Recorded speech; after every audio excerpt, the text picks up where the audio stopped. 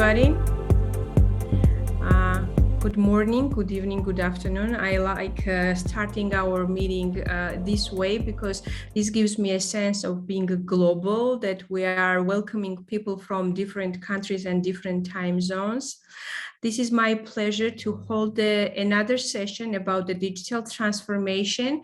And this time we will be talking about the technology, how technological transformation enables the sustainability transition. My name is Lela Machaidze. I am professional project manager and I'm in this field for more than 18 years, and I'm really passionate about project management, leadership, and any topics related to it. This time we will be hosting very honorable guest who is really the person to talk about the data collection and how this data collection will be applied and in compliance with EU rules. Today's session will last about 1 hour, 45 minutes will be presentation plus my Q&A question, but those who are attending this session, please feel free your questions in the chat sections and we will be answering them. So there are no right or wrong answers. Feel free to post your questions and we will take them. The session is recorded and we will post the recording on our YouTube channel. So if you were not able to attend today's session, you can watch it later.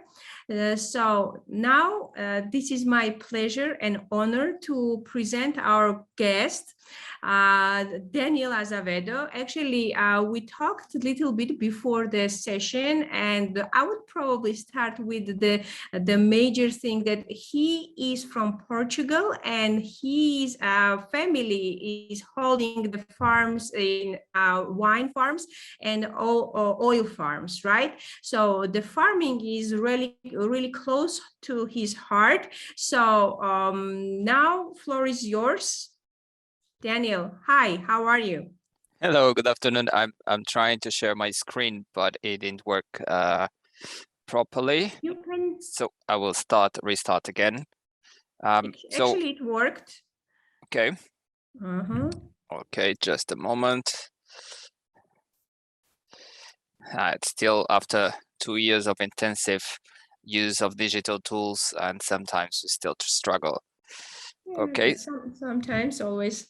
So I think you can see it now. What about now? Yes, just we see the screen and perfect. Thank you very much for welcoming in this discussion, and coming from a family farm background north of Portugal.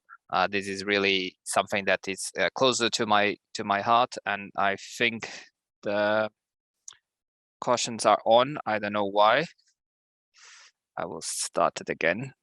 Okay. I hope now it will work. I don't know why I had subtitles on my presentation. So thank you very much. It is a pleasure being here to speak on behalf of all the European farmers and cooperatives of Europe.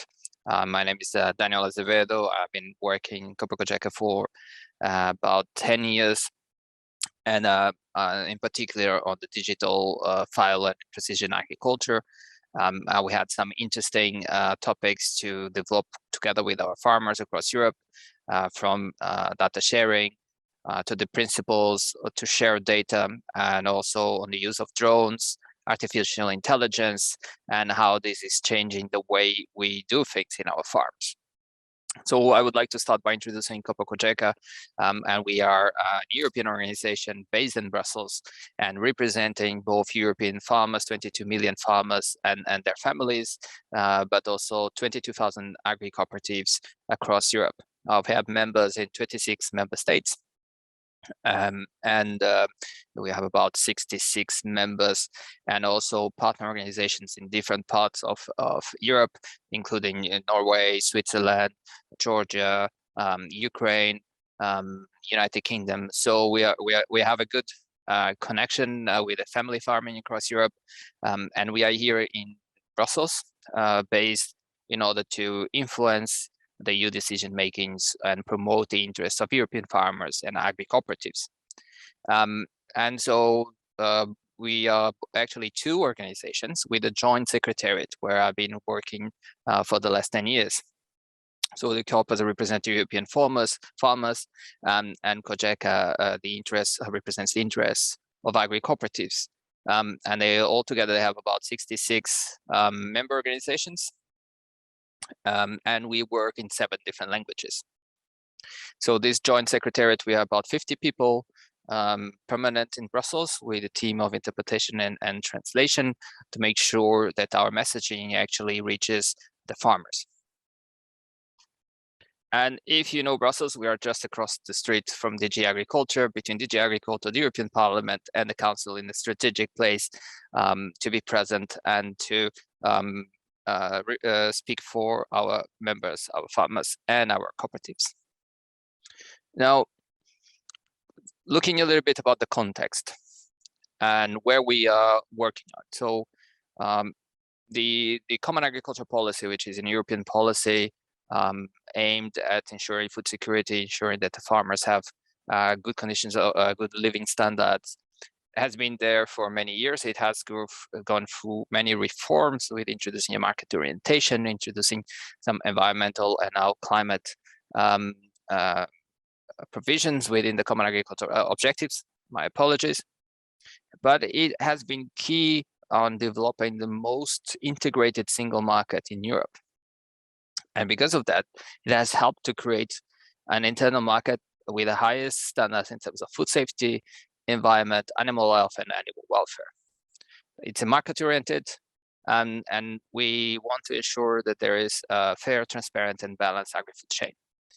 Within the Common Agricultural Policy, you already find some provisions on precision agriculture, some support for investments, for cooperation, for training.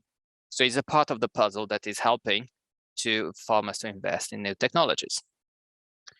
The new kid in the block, let's say that, is the Green Deal. It's a package, very wide package that will bring many legislative proposals with very ambitious objectives in terms of environment, biodiversity, and it is important to take this in account. And the major question that we have is how are we going to implement it? This package will have major implications on the farm level, at farm level. Now, of course, climate change is also a package that is actually something that is impacting farmers already in the terrain. You will not find a climate denier among the farming community. We have to deal with climate change every day. And we are very committed to the implementation of the Paris Agreement and to the objective to limit the temperature increase to 1.5 degrees. Also very important impacting then agriculture is the trade policy. So to have the same ask for the same standards for imports compared to the production standards that we have to implement at European level to ensure that there is a fair competition between operators, international standards, but also the digital single market, which is an initiative that the Commission is putting forward. It started with a strategy, and now the Commission has already published several pieces of regulation, and lately some that are very relevant, the Data Governance, the Data Act, because they establish basically the governance for sharing data and protection the interests of the operators. So we are, as a farming community, we are committed and proud of the EU model production, but we also understand that any ambitious targets in terms of environment, biodiversity, reduction of antimicrobials, and so on, they will require continuous investment from farmers and agri-cooperatives, and this will be substantial. So it is absolutely important that the farmers are on board and they are giving the tools to implement it. And that's where also the digital single market and new technologies are quite important for this. So the question is how to implement this sustainable transition. And several studies on the farm to fork, for example, they show that severe consequences for agriculture if no measures are taken. So farmers' income and margins can have an impact, the competitiveness of your agriculture by decreasing exports and increasing imports, some impact on food security, and some of the environmental benefits that we might achieve, they can actually be leaked to other parts of the world, and so there is a risk of carbon leakage. So when we discuss with the European Commission, we mentioned that there's clearly no commitment on the Commission at this stage for a comprehensive impact assessment on Green Deal, provide the necessary tools to achieve these ambitious targets. And here, the digital transition, precision farming are a very important part of this puzzle, because they will enable farmers to deliver on these objectives while maintaining their competitiveness. But also, it is important that all the tools will enable our investment on modernization and sustainability of the agriculture, that all the sectors are able to contribute to these sustainability objectives. And they will all have to invest, all sectors, from livestock to arable crops, fruits and vegetables, whether you do conventional, organic, or anything else, they will all require investment, and they will have, they need to have access to new technologies, precision farming tools, digital technologies, new breeding techniques. These will be all important to enable the farmers to deliver. Now, the digital agri-food is actually an opportunity. We understand that is unprecedented opportunity to create value and business opportunities. So there are several levels. For example, at the farm level, to optimize the use of resources.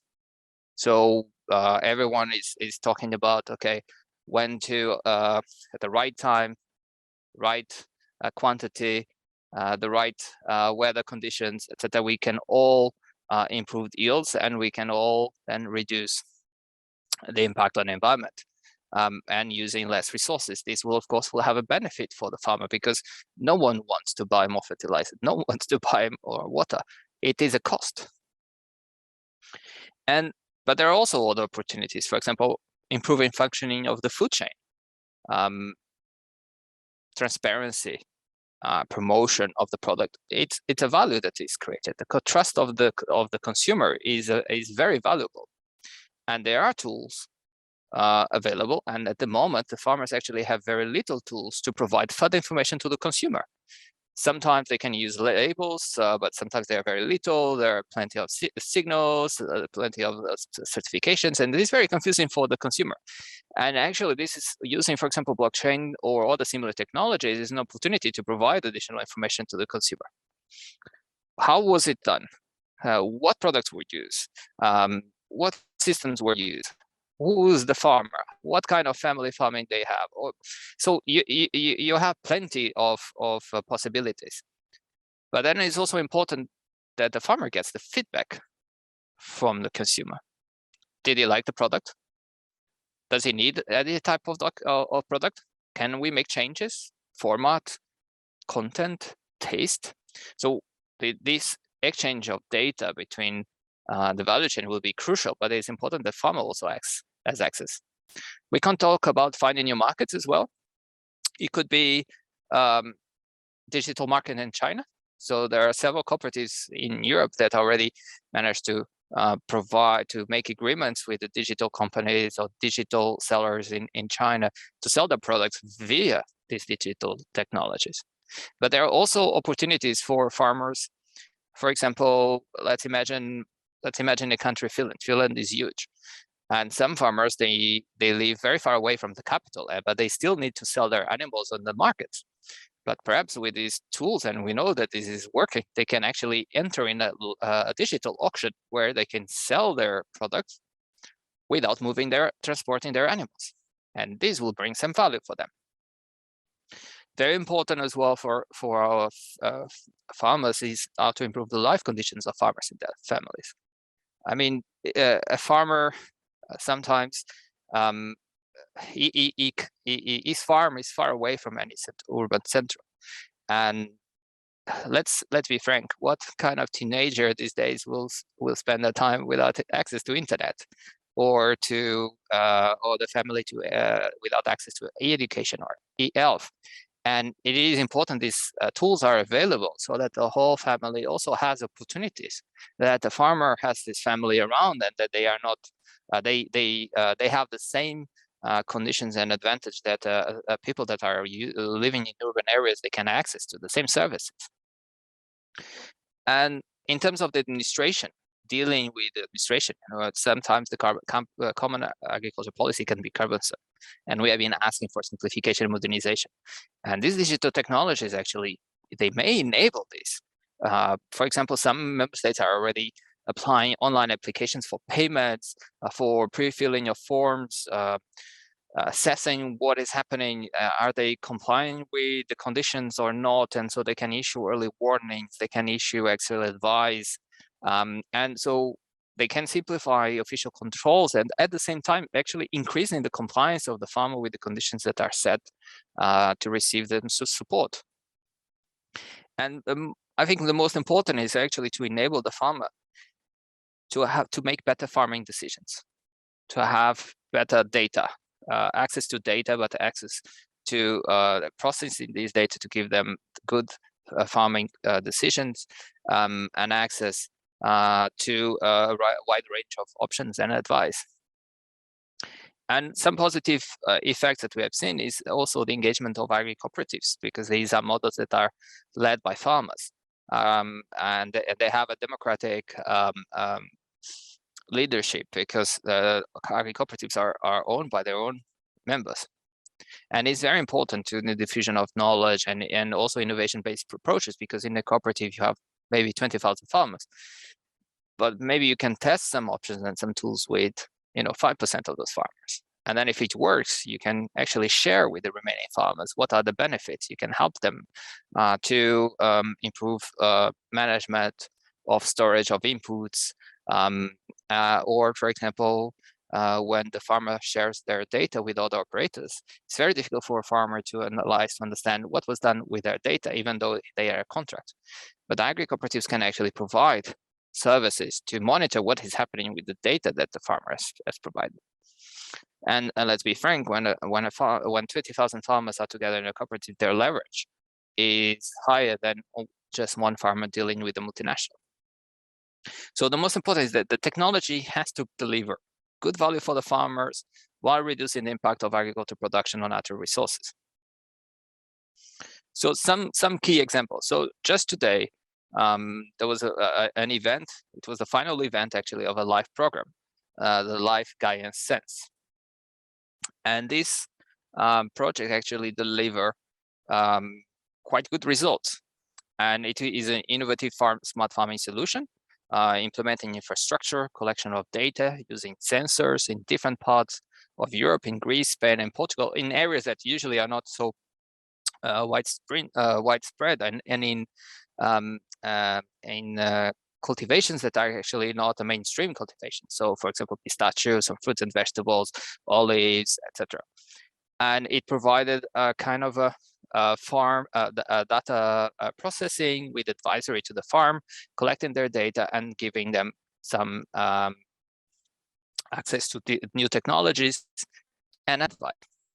And in terms of key results in these 3-4 years of implementation, they managed to actually improve the nitrogen use efficiency up to 30%, depending on the crops, reduction of pesticides between 11 to 25, reduction of water consumption. And in these areas, it's quite important. The water is very scarce, and also increase their quality, but very important, maintenance or even enhancement of the farm productivity. So the farmer can actually make environmental progress, can reduce the use of inputs, but at the same time can maintain or improve this productivity. And this is very important value. So, and in this project, the agri-cooperatives were at the driving seat. So this was quite interesting. But there are also other projects, and for example, the Field Sense business, they're using free open data policy of Copernicus, which is a system that's been set up by the European Commission, by the European Union, and it uses satellite data and is helping cereal farmers to save time to inspect their fields and to understand the crop damages and the type of chemicals used and the quantity. And so for the moment, it has been calculated that just using these services, actually the farmers benefits or saving some money by 7 million euros. And so everyone will benefit from the reduced use of chemicals, including farmers, but also farm machinery, manufacturers, agriculture suppliers. And so it is estimated that applying this type of technology and using machine learning technology, actually these benefits can even double or triple. And another example, I think I mentioned a little bit in the introduction, is the electric wood marketplace. And this is an electronic bulletin board where you can put your timber lots and auction it, and so you can interact with a different supply, and you can save some money at the same time, improve the transparency of the market, and by consequence improve the functioning of the markets in the forest industry operational environment. And so the achievement so far, and this is already I think outdated, they have calculated at least benefits about 1 billion euros, and this has already around 1,100 users, from forest management associations to buying companies. So what is important, and I think we'll talk a little bit about this in the future, is to have a solid digital infrastructure. And now, and I think this is also an example that allows for a large number of small, medium-sized farmers and forest owners to join the market and to get some benefits. But of course, this is not only on the forest, on the crop side, but also in livestock. The use of sensors, they enable to regulate how much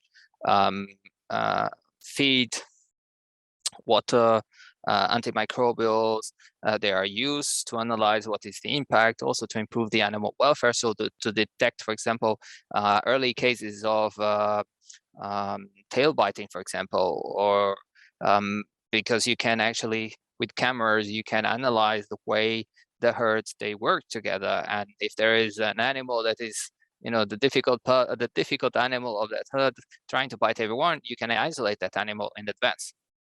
But you can also early detect some diseases, because some of the symptoms that are difficult to see at the beginning by a human eye, they can actually be detected by different machines, or whether by cameras, whether by infrared, or by just the behavior of the animal. So with machine learning, with artificial intelligence, you can actually detect this in advance. But for example, we're aware of some technologies that are being developed to allow for rapid on-farm diagnosis of subclinical mastitis in cows, and these then will have benefits on the reduction of use of antibiotics. And so in the future, these diagnoses can actually allow the farmers to take faster decisions, and by identifying infected or non-infected cows at the end of lactation, farmers can actually select and those that need and employ the use of dry cow antibiotics, so that you can reduce the number of animals taking antibiotics and the quantity. So this is quite promising. Now, many people focus on the technology part, but let's be frank, it is not technology, but is what is the strategy to use in order to enable farmers and cooperatives to use the technology. They will be the real driver for technological and digital transformation. If we want to get all these benefits, we need to put everything in place. And so, of course, I will be based on the environment, the European environment, but we have a range of EU policies that they need to be aligned to ensure that we'll all benefit. And for example, on infrastructure, we still have to improve the connectivity and interoperability, but we also have to improve the coverage of the broadband across rural areas. Up to, I think, 2020, we need to update. We are waiting for the latest Commission report. Almost 50% of the rural areas were not covered by broadband. And we need to improve this. There is an objective to bring this to up to 70 or 80%. But if farmers can't access broadband, it will be very difficult sometimes to take fully advantage of all the capabilities they have, or the machineries, or in their sensors, or other pieces of technology. But also we need support and decision-making systems that will be empowered by AI to allow them to bring in more and more data and to provide them advisory. Also in terms of digital skills, we have the social fund that are important pieces that help to train and educate people, and we will need to have access to ensure that the manpower and also the farmers of the future, they will have access to the right skills, and also access to investment. The research and innovation is extremely important, and I often get this question from the public, not more a question. Dear Daniel Azevedo, I know you work for farmers. I have the perfect solution. I have developed this algorithm, or I have developed this project, etc., and it will solve all your problems. And most of the time, it doesn't. It doesn't. Why? Because it's not developed in the farm. I will give this advice. Go 2 weeks to a farm, talk to a farmer, spend there 2 weeks. You will find a problem they actually need to solve by digital means. Once you do that, it will spread like fire. Everyone will take that opportunity. So it is important that when you use innovating, when making project research, that we involve the farmers from the very beginning. Also, it is extremely important is innovative friendly regulatory framework. We need to enable access of farmers to a wide range of safe technologies so that they can do their job. They can choose the right technology that they need for their own problem, for their production method, for their region, for their agronomic conditions. And in Europe, there's still some work to do on the use of drones for spraying, and also to allow farmers to have access to new genomic techniques. That are technology that there are a range of technologies that actually are promising to revolutionize agriculture. Of course, our sisters and brothers from our SEJA, our Young Farmers Organization in Europe, they always make the point, and they're absolutely correct. It is important to show that agriculture is very dynamic, is high tech, and we need access to talent and generation renewable. And also a fair, transparent, and balanced agri-food chain. But there is one important point that I've not mentioned from this list, and it is the transparency and trust on data sharing. And this is basically how to improve this trust and how to make sure that when you share data, a farmer feels comfortable with the sharing his data, and then he understands that he will have access to some of the value that is generated by this data. And that's why with 10 other European organizations, we came out with a code of conduct on agricultural data sharing by contractual agreement to give guidance to European farmers and other partners on what should be the principles that you follow when sharing the data. And some of the principles that we agree, they are here summarized, but very important. The right on data that is produced on the farm or during farm operations should be attributed to the farmer and may be used extensively by him or her. And they take a leading role in controlling the access to and the use of data from other business. And I think this is the core of the code of conduct. Of course, there is protections for sensitive data. The importance that we developed it together at the same time, consulting the European Commission that was developing the GDPR, which is the European regulation for personal data and the protection of personal data. And it has been referred by the Commission on the data strategy. And we have seen some other initiatives, though. So coming from this code of conduct, our members brought into their specifics. And for example, in France, they have their own code. They created a whitelist, so to classify operators that are collecting data according, are they following this? Are they not following? So they can be included in this whitelist. So we have codes being developed also across Europe, and in Spain, Wallonie, in Germany. So we see that this is something that our members are very concerned about. And we also now, I think this was also a little bit the spark to advise the European Commission on what kind of regulatory framework we need in order to have exchange sharing data. And we have seen that the Commission has already published the data governance and now has just published the Data Act, which is a piece of proposal that will enable us the sharing of data, but also the framework in order to do that. And we actually see this as more or less following our expectations. Of course, there's always a room for improvement and plenty of comments to make, but it actually is based on the experience of the code of conduct, and we see that it was taken by the legislator, and so it's good to see that our work is recognized. But there are some principles that are very important that we need to underline. First is the consent of the farmer. There must be a contract, and the farmer must give his consent for the collection of the data. And he needs to know where the data is going to. Also to enable the digital identity, and also in the Data Act, for example, we see that there is a clause on abusive terms where we need to enable that farmers, they can get together in a collective effort in order to bring a complaint in terms of breach of the contract, or if there is a clause on the abusive clause in any contract. And so some maybe less remarks in terms of what is important. I have after seeing all these little experiences taking place, it will be difficult for me to believe that there will be one data space that will collect all the data from every farm. And I think the most important is to enable that the different data spaces that exist already, they will be able to communicate among themselves, that there will be a data highway between them, so that we enable that to happen. And interpretability and having standard will be very, very important. And the data, they needs to provide the means for farmers to manage and better value their data. But we see plenty of other initiatives in Europe that are coming, that are very related to what happened. You know, the Smart Agri-Apps was an initiative that we supported.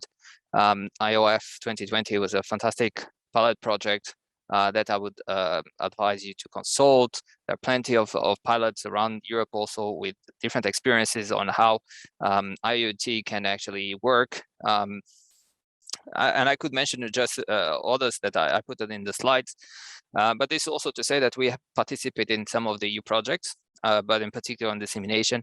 And it's also a role, we don't usually do this, but when the project is very relevant for our membership and when our members are involved, we try to disseminate as much as possible to make sure that everyone is aware of what is happening.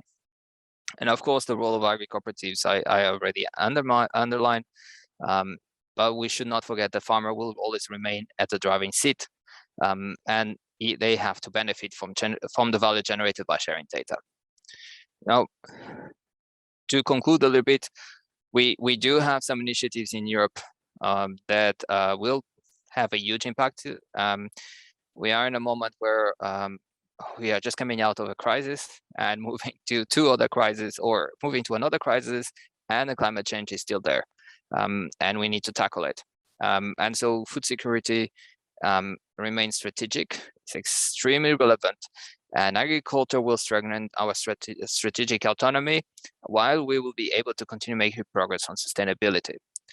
And so we still support the objectives of making of the Green Deal, but we must ensure that we continue producing in a sustainable way, but while maintaining a stable output, both in terms of quantity, but also in terms of the quality. I think consumers, they forget that the corn that we cultivate, not all the corn is the same around Europe, or the output will not be the same. So the Green Deal should be, of course, it will be implemented, but should not be at the cost of reducing our production. And we need the support. We need these tools. We are struggling to implement this unless we have access to tools. And digital technologies, smart farming, these are extremely important. But also other technologies, new genomic technologies, low-risk substances to substitute some of the plant protection products. They are part of the puzzle, and we need to have access to a wide range of technologies. And smart farming can contribute to this transition to a more sustainable agriculture, but it should be balanced. We should take into account the three pillars. We're in a world it's not only about the environment, or it's not only about the social aspect or the economic aspect. It needs to be balanced. And so we stand ready to contribute and to the legislative debate that is still ensuring in agriculture in Europe. And this, I'm sure it will have an impact on other countries, on other partner countries, because we will have a product that will go to our partner organizations, to our partner countries, and imported, and you will also have to make some investments in order to comply with some of these requirements. And so I would like to thank you for your attention. I'll be very happy to answer some of your questions. Thank you very much. Thank you so much, Daniel. It was really eye-opener for me as a person who is not really into the farming. It really, and I'm looking at all of this as a project management and digital transformation standpoint. And the immediate question, and before we had this session, we touched base that the sessions that I conduct about digital transformation in different segments and areas. This interesting thing is that digital transformation in those sectors are way ahead. This is my feeling, way ahead than it is in agriculture. Do you have the same feeling? And what is the challenge, the maybe few challenges that you see that is making this digital transformation so lagging behind in agriculture specifically? Or maybe I'm just not really precise with my perceptions. And which sectors compared to which sectors? For example, in finance, digital transformation is way ahead.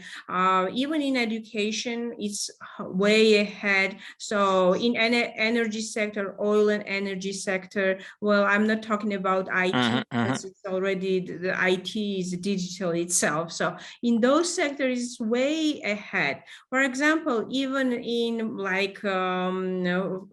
it's a food chain, like food delivery, online purchasing and delivering. So it's way ahead.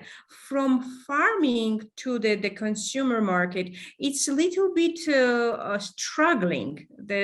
Maybe this is my perception, and it's maybe in Georgia how I see it. Well, it is true that the implementation of digital technologies or smart farming across different sectors and across the different regions is different, and in some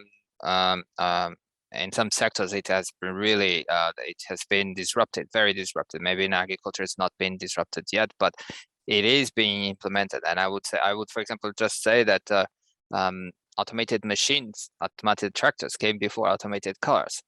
And maybe people, they are not aware, but we have been already using both GPS, but satellite imagery since the end of 60s, 70s.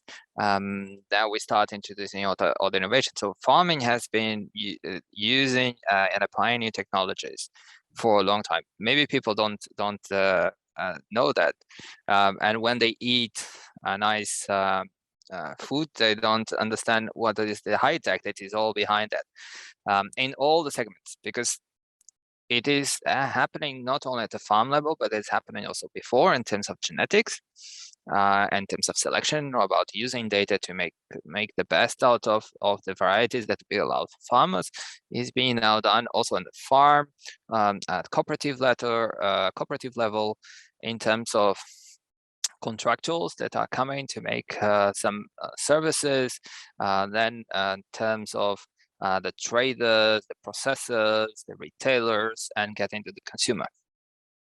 And so depends on the sector, but I can tell you that satellite imagery, automated machines, artificial intelligence, sensors for selecting the best fruits and vegetables and packing them automatically. This is implemented in many parts of Europe, and it is working.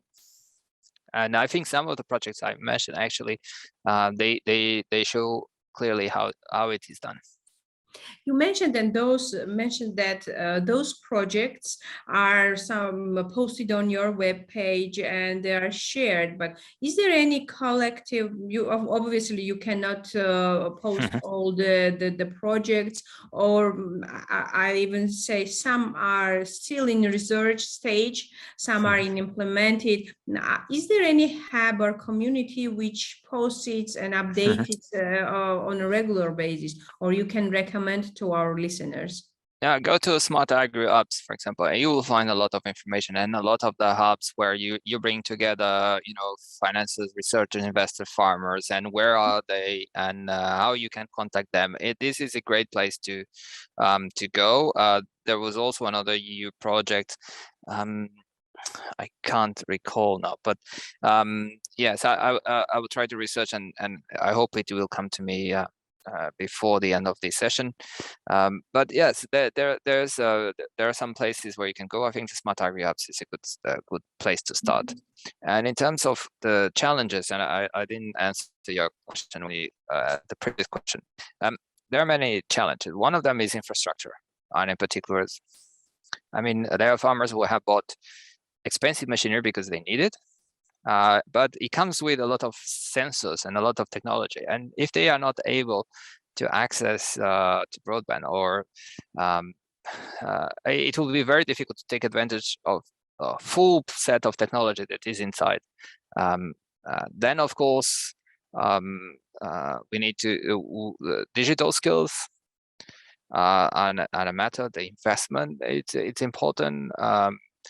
We need to have some more research and more pilots, but it is on the way. Yeah, for me, when I am listening to you, I'm looking back in farming in Georgia, when majority, probably 70-80% or more, does not speak any English. So for them to be acquainted and to learn some new technologies and availability and possibilities, it's almost impossible until they are translated. So it's doubling the costs. It's all about the timing and cost. So it's even more slowing down the process from it. So I was wondering that how the farming, how youth and the young people are involved in this, because the digital transformation mostly is associated with the youth and the young people, and the farming is mostly, I don't know, maybe it's just a subjective perception, associated with the people who are more mature and in their after 45 years. So how this combination, the universities are working with the farming, how these connections, how you see this connection is happening? As in Europe, a major challenge is average age of each farmer. And I think if my memory doesn't betray me, it's about 55 or 56 years old, the average age. And obviously this is a challenge. And it has been difficult to have a generation renewal, so to have more and more youngsters to join us. And not only youngsters, but also people coming from different sectors with different ideas, different ways of thinking. Yeah, because like or not, sometimes we my grandfather, he when I came to him, I was young, and I said, look, I learned this at school, let's do it differently. And he said, yeah, I've been doing this for years, it works, and you are coming here to tell me what to do. It is not easy, but that's why pilots projects, research projects, or some farmers actually take the risk, and then if the neighbor is able to see how it works, and this will spread. And smart technologies, digitals, are actually an opportunity to bring to show that agriculture is diverse. It's a very interesting activity that has more and more technology in that we need people, and more and more people with skills, and that is actually has a future. I think that this is actually a great opportunity for different business, for new technology, and that will be in the end, farmers have been here forever, and they will still be here when the European Union will be gone, the institutions will be gone. You still need to eat. You still need farmers. That's what I wanted to continue. We will still, as a human being, until there is invented some small pill that you can just take all the vitamins, but then there comes the whole in different industries in a chain. And I was when you said that my grandpa was saying, I remember that we're like switching the mindsets, and we are being our farmers in making now taking education more and more seriously, like studying, doing some research and development. But I remember when, for example, if you study something and you go to the farm and tell some winemaker, and in Georgia, almost every family makes their own wine. So if you tell them that this is the better way and smart way of making, so I've been doing it for ages. All my ancestors were doing it this way, so we will continue. So it's also mental shift to be adaptive to the new technologies. And the first is probably the trust that it's not harmful, because people sometimes it's very strange that they are not evidence-based trust, but on some belief. They believe on their perceptions more than into the data they collect. So even, for example, you want to persuade them the path of collecting data and the benefits of collecting the data. It will be less costly and less manual work, and lots of benefits. You name it, you listed all of them. But still, it's so hard to convince farmers to follow those new technologies. So it's a mind shift, let's say. So generation change probably will be required for that.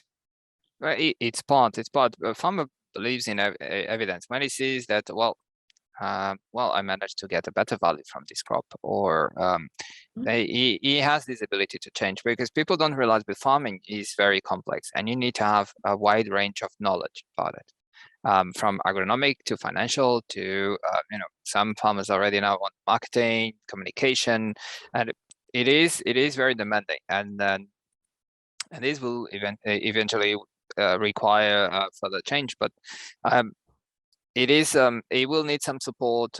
Farmers need to have access to good advisory training, and this is being set up also in Europe. I think people recognize the importance to have people that are qualified also to help the farming community, and I think we have done fantastic progress, and people don't realize, but in Europe we have been the only major agriculture producer that actually was able to reduce since 1990. Reduce emissions, but at the same time improve productivity. And this is maybe not recognized, or because of the booze that is going around, this has not been recognized. But we have made fantastic progress, and we should be recognized by what we have done so far, what we have achieved. In Europe, we have a really high standards: animal welfare, animal health, plant health, environment, etc. And this should be recognized already. We will be able to do more, but we need to be given the right tools to do that. Yeah, and I wish to see those tools in Georgia as well. Recently I was watching one of the research that was conducted in a pig farm, where the researchers found out that the pig which is happier in its life, and this happiness can be monitored, for example, when pig is drinking the water, and digital snapshots and the facial expression of the pig is taken while they're drinking the water. It's captured thousands of times, and they have this neat little tag on the ear, and the AI is recognizing each time how many times each pig is happy during the day, and then they are testing the taste of the meat, which is better, happier pig or just sad pig who shows them more happiness. So it was amazing how far all this can go. So it's just progressing so fast. But as I mentioned, in Europe, it's moving so fast. So how you share it with the rest of the world, how you share the experience they have, because this experience sharing with other communities, global communities, will be really helpful. And we have to consider the climate zone differences as well. Yeah. Well, I know that the European Union has several programs. I'm not an expert that has been sharing research, innovation with other partners, and they're involved in many schemes. I know that, for example, just recently the European Union joined at least 7 schemes for innovative agriculture, sustainability, climate, and their initiatives. For example, the Alliance with Sustainable Growth production, for example, with the United States. So there are plenty of the research that is available, that is published, and that is shared with partners. But also with farmers, what we do, we actually not only Copa and Cogeca, we have these partner organizations. We have in Georgia, we have in other countries, and of course we exchange with them. But we also have, for example, meetings with North America. And every 2 years we meet with them, we share experiences, we talk about the market, etc. It is very interesting. But many of our members, they are part of the World Farmers Organization, and they meet with farmers all over the world, and to share experiences. And there is a lot of work on digital farming. And then that is also feeding into the FAO work, and so that there are many tools that are available. We have a question, Daniel, from the audience. The question is about, could you give some hints for small winemakers and wine tourism in Georgia? Which digital tools can we use in production or in marketing? Okay, well, I'm not a major specialist on wine making. My family has wine production. We sell to cooperative, but I've seen some projects. For example, you can use so selling wines via digital tool, and with GPS you can actually calculate when you have to do the deliveries, what is the least expensive route. You can provide off labels. For example, there are labels that more and more they have a place where you can just go there and get additional information in terms of off label. You can combine with tourism and with using digital technologies, like, for example, platforms for people to stay there, but you can provide them with a service in terms of wine. You can actually bring in other products. For example, cheese goes very well with wines, or grapes, or and allowing other people to stay in your farm and to experience how wine farming is done. So these are some of the tools. What you can do, for example, with the project that I talked about, the Gaia Sense, actually is a project that was done also for wine farming, and you have tools on sensor, how to collect different data from different sources, from satellites, what is available. For example, you have tools for meteorological tools. You can have data coming from all the different sources, from your soil, etc. Bringing it all together, having processing the data, getting some information, and changing the way you do things, adapted to the circumstances, because every year you have different water content, different meteorological conditions, so you have to adapt, and this actually allows to the reduction of some of the inputs that you need to use, and also understanding what will be the market in 6-12 months, and maybe using digital technologies to sell it, or in your capital, to other types of products, but also maybe far away. If your country has a free trade agreement with another part of the world, like, for example, the European Union, you can sell it also via some digital tools. So there are different options, and I'm sure I didn't use all of them, but there are some opportunities. Okay, I will share. Actually, during the presentation, you mentioned this project, so we can like rewind and see that project and website more closely. So thank you, Daniel. I think it was very interesting to see from your perspective how this digital era is affecting agriculture and what to expect. And I think we have to expect more, since more is coming, and we will see more changes in farming, and we will see more changes, unfortunately, in the climate change as well. But all these efforts are guiding and aligning us to have more efficiency and more productivity. And well, digital era is here, and it's going through the evolution in different stages. I really appreciate your time and your presentation. It was really interesting, and I will share it with other communities later. So you may have some questions coming to your way, to your LinkedIn later on. Thank you very much for your time. Thank you for your invitation. It was a pleasure. It was very interesting, and talk to you later in other occasions. Thank you to all participants. Thank you who attended and who will be watching this video recording. So we will come back with other interesting sessions, and watch us event calendar for the next interesting digital transformation sessions. Thank you all.